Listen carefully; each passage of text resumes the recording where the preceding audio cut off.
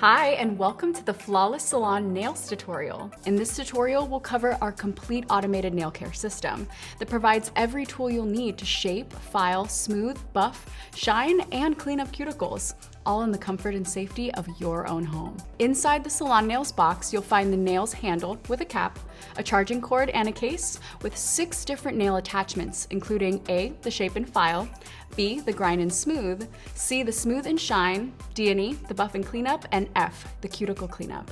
These 6 attachments and our Salon Nails handle can give you the mani-pedi that rivals any salon. The first step is to fully charge the handle, which takes about 2 hours. Just insert the micro USB end of the cable into the charging port on the handle.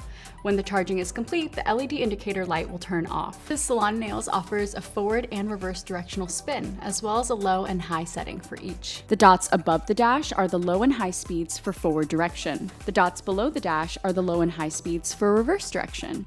Choose the direction that pushes the nail dust and debris away from your hand. Well, that wraps up today's flawless tutorial. And don't forget, you're flawless.